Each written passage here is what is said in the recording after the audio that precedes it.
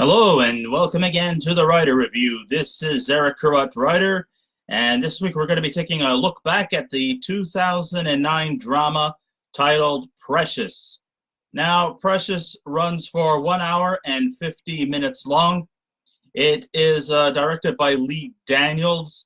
It is produced by Lee Daniels, Gary Magnus, let's see, who else was there? Sarah Siegel Magnus, Oprah Winfrey, Tom Heller, Tyler Perry, and Lisa Cortez.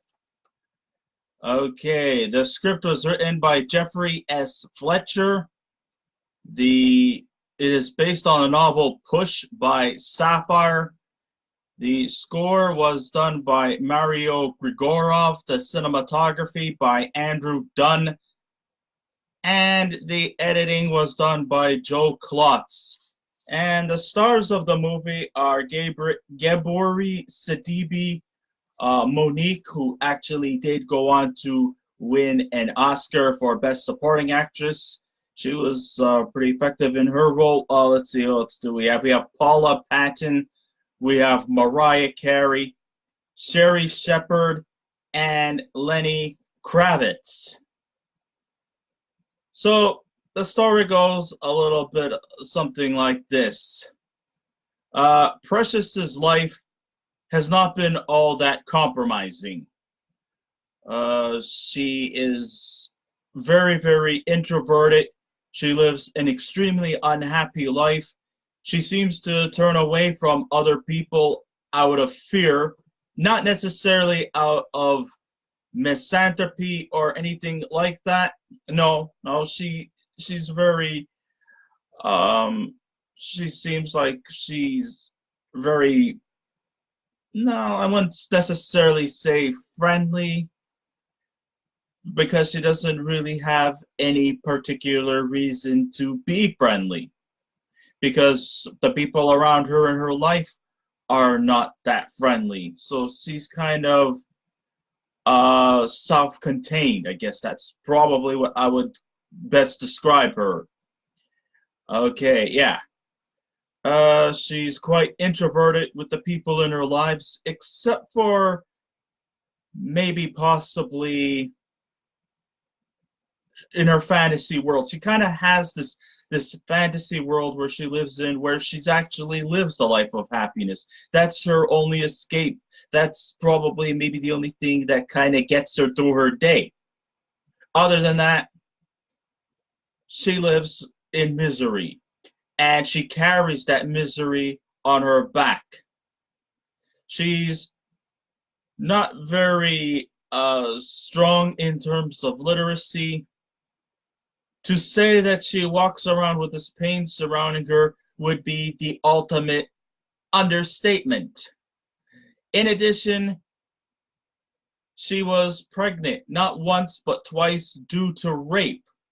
And it wasn't just any ordinary Joe off the streets. No, she was actually raped by her own father. She is 16 years old, and she is pregnant with her father, who not only is a vicious rapist, we also come to learn that he has the big A in his system. And you all know what the big A is? That's right. The product in the 80s. The disease of the 80s. That's right. He has AIDS. Not HIV, but full-blown AIDS. And, of course, there's also that fear that maybe the child she has might be affected with the HIV virus. Who knows? She already has a child already, and she's 16 years old, and now she's got a second one on the way. So, talk about an unpleasant life.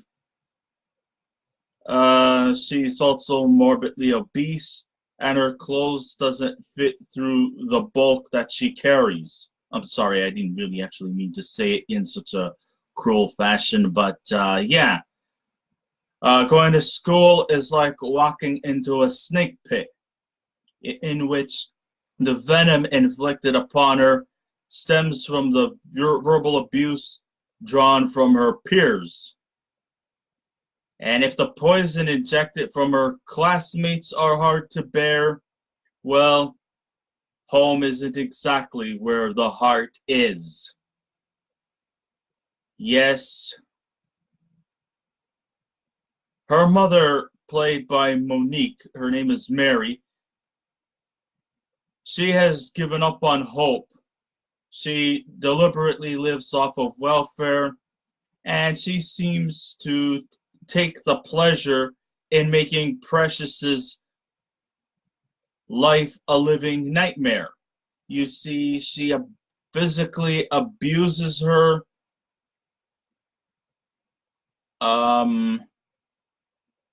You see, like I mentioned before, she was badly raped by her own father, but by contrary, her mother isn't ticked off by her bastard husband. No, she blames her daughter for allegedly stealing him. Who wants to go through that in life? You don't see my hands being raised, huh? I didn't think so. No. But anyhow, but I digress. This is a very, very hard movie to sit through. And but still, I think of this movie, I compare it to a piece of hard candy. It's got a very, very hard surface, but deep down inside, we have this soft, creamy center. And in many ways, Precious might make you very uncomfortable to sit through watching it. But underneath every hardship, there is that one element that saves this film from perpetual lament. And the message is that if we work hard enough, we can pull through all obstacles in our way. Yes, maybe this movie might be hard to sit through, the physical, the mental torture that this poor girl is going through, but through all the hard things, all the trials and tribulations that she has been inflicted upon, there is always that great message of hope. And that nothing can stand in your way, even through the virtual of impossible. Even if it's virtually impossible, it's still, there's still that feeling of optimism inside that carries on throughout the movie. We all know that Precious wants to become a better person. We know she's got the potential. We know she's got the drive. But it's only just a matter of time before she actually does pull through. And this is kind of like what the beauty is of this movie. It may look ugly on the outside, but it's actually quite beautiful on the inside. And if you sit through it, it actually has some feel-good elements to it. And though we want Precious to pull through in the end, the signal of hope comes from the two women in her lives who can provide for her the quest for her to strive through and become a better, more confident person who is desperately in need to be rectified. It's not going to be easy. Nobody ever said it was. But there is always hope at the end of the tunnel. There's always a bright light at the end of a dark alley. Precious is truly a great American film that definitely reflects issues, that sparks realism in every dark corner, backed by characters that are both easy to grasp at because there are the same people that we may have probably experienced in our lives before. Their names and physical identity might be different, but can be very, very easy to relate to.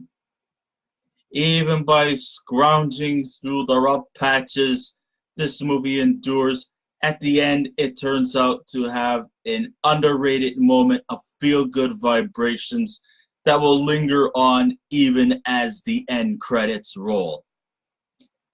Gabourey Sidibe, in her film debut, isn't just acting out this role as Precious. She's actually living the character through her hardships, through her little fantasy sequences where she's actually a happy person, to the people who are trying their best to sacrifice even their own lives just to get this girl out of the doldrums. This movie has optimism all over it. Sure, you have to go through all the rough patches. Sure, you have to go through all the horrible scenery, the horrible stuff that's provided in this movie. But it's not all that bad because they are out to spread the message of hope. And I think this movie has that. It truly does. Sidibe really gives everything we need to know about this heartbroken soul through heart, soul, and heartbreak. It's hard being an outcast, and Sidibe was just flawless. Sidibe isn't alone on this painful journey. Mo'Nique, who won an Oscar for Best Supporting Actress, was definitely spot on as the cruel, chain-smoking, loveless mother who treats Precious like a free servant while oblivious to many years of hardcore abuse. Now, I don't want to pass off Mo'Nique too much as being the villain in the story, although she has this antagonistic thing to her. I mean, she treats Precious like garbage. She verbally insults her, say that she's a fat, worthless piece of shit, and yet she physically abuses her. There's a lot of painful scenes. There was even a scene where she chases Precious down the stairs. She picks up a TV, and she was just about ready to smash the TV on top of Precious. Fortunately, Precious escapes, but we all know that, Precious is just not going to just take this sitting down. I mean, this is definitely not the home is where the heart is type of movie. You want to look for something lighthearted and feel good? I think you should just search for other avenues. But still, this movie will definitely tug at your heartstrings because you want Precious to prevail. And I guess sometimes to prevail, you have to go through a lot of difficult stuff, and not just in school, but at home. Because let's face it, she's not going to find any comfort or reassurance at home because there's only like maybe 2 people at her home that she cares more about, and that is her toddler daughter and her soon-to-be infant son. But it's just too bad that their grandfather is also their father. And who wants to live like that? I mean, she could have took the alternatives and had the child aborted, an abortion. But then again, Precious isn't going to do that. She doesn't have the heart to do that. You know, hey, it's her body. She can do what she wants. And but I do find that she probably might need to seek help someplace else because let's face it, home is just not doing her in. But at least it's good to know that there are people out there that are supporting her, and we kind of find that moment of relief. And we have a couple of people of supporting characters who also turn in very effective performances, who also show some great level of kindness within their characters. We have Paula Patton. She is definitely breathtaking as the teacher at the alternative school where she goes to. The character, her name is Miss Rain. She's an instructor who could see a bright light masquerading within the inner reaches of Precious's psyche.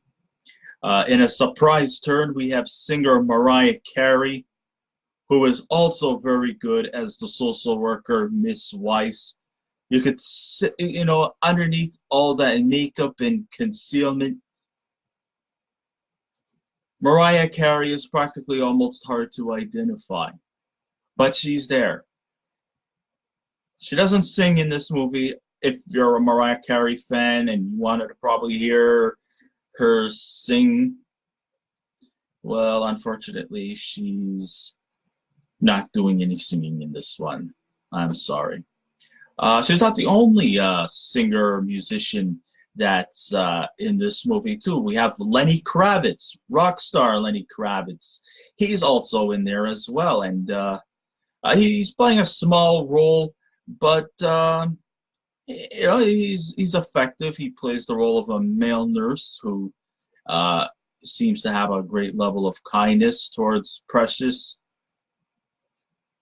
So you know, I'm not saying that every character in this movie are horrible individuals. In fact, I mean, aside from Precious, there are some good people in this movie, and not all of them ridicule this poor misfortunate soul. Sure, it definitely may have some cynical overtones within Jeffrey Fletcher's script, reflecting back in the old days of Hollywood as performers had to play off character roles. But under the helm of Lee Daniels, the film definitely lacked, you know, the star quality to give the atmosphere a more real look without the glitz and glamour. And in some ways, with not really like top-notch star quality, we actually see um we actually see a good opportunity for young up and comers here. Gabri Sidibe, this was actually her film debut, and what a debut it was. I mean, her performance alone could be Oscar worthy, and she was nominated. Okay, she didn't win, but hey, a nominee in your film debut, that's quite the milestone. Sometimes it takes years and years for people to finally get their Oscar nomination. But here, Gabri Sidibe is actually showing that even in your debut, you could do it. You could pull through. People have pulled through in their debuts.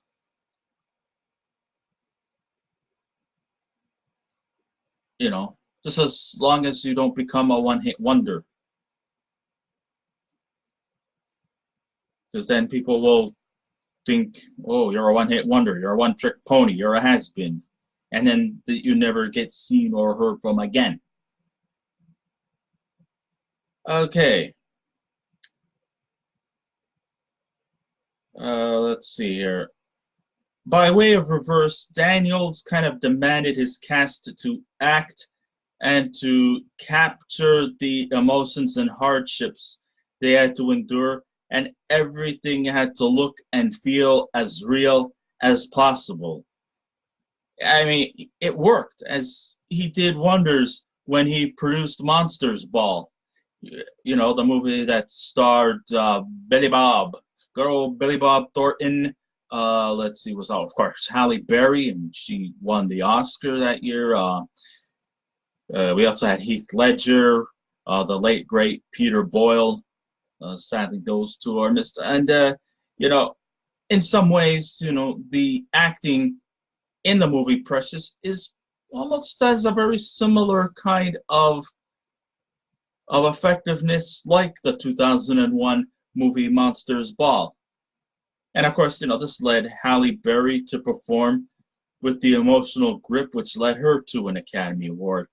So his method must have some kind of lingering impact on the stars. You know, I mean, the acting is definitely very, very effective.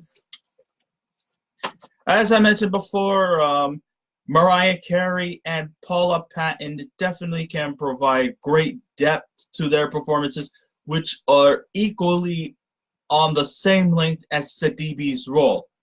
After all, you know, why would an instructor and a social worker go through tumultuous lengths to save this fat, frumpy social outcast and to show her she's special and that her future is bright? I mean, I'm sure they got other clients, but they are really, really devoted to her.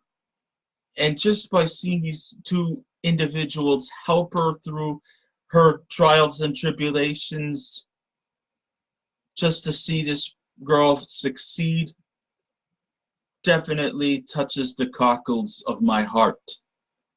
It does tug at the heartstrings, and it is executed to perfection. I mean, my guess is they must have seen it all before, and there are probably a myriad of people walking in the same direction as Precious. She's not alone. We all go through this. We all walk in the shadows of of hardships and difficulties. And Precious, she's not alone. And she needs as much help as she can get. And it's just so inspiring to see two really great individuals helping her through her difficulties. And they kind of come across as angels. If there is any kind of weakness, why is it that the two people who seem to be portrayed as angels, their living establishment seems to be much more elaborate and immaculate? And yet sometimes I stop to think and wonder, you know, the setting is in Harlem. It seems to be working class areas. So why is it that their homes seem to be more decorative? Why does it seem to be more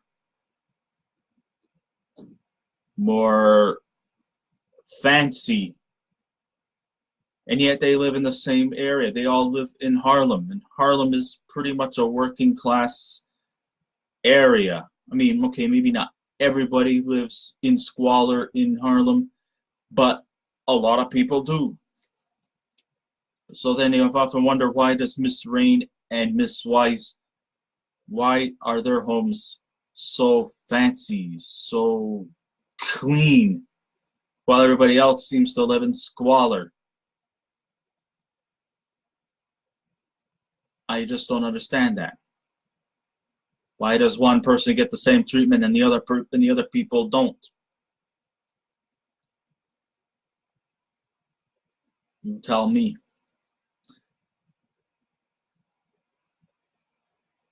So she meet hit viewers in the wrong direction with her staggering verbal quips towards her daughter. It's wrong to classify Monique's character, Mary, as an evil person. Maybe I'm just not the judgmental type, but I just never really actually quite polished her off as full-blown evil. Yes, she's mean, she's abusive, both physically and mentally. She's kind of like giving up on hope. Maybe she's just misanthropic. But underneath all that venomous cruelty from her self-anger, which she lays upon her daughter, Monique is quite convincing in her role. Like I said, I don't think she's evil and all. I'm not going to say she's misunderstood, but she definitely does have issues. She's definitely not going to be Mother of the Year by any means necessary.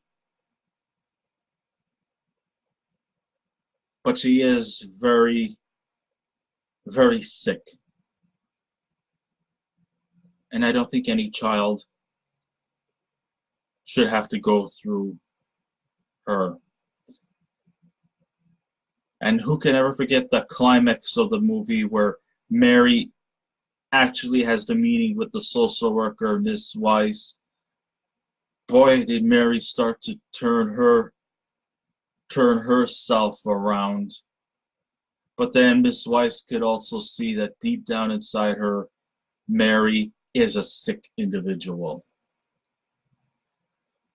There's no denying that. No ifs, ands, or buts.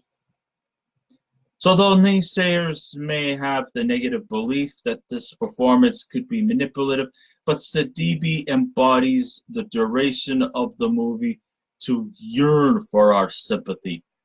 Her work in her debut is very curious, and it shows that her fewer words and actions can generate in ways that tug at the strings of your heart. Her role is so natural, you hardly know she's even acting. That's just how effective she is in her performance. And though she's a decade older than the role she's playing, you could find it hard to believe that she's actually lived. She's never actually lived the hardship that Precious had. But Gabourey Sidibe has given this character a lease on life's lessons that we learn about her and the way to make us understand more about what it's like to be a human and that we're all different. But we are all the same in some ways, and we must endure life day to day through the good and the bad.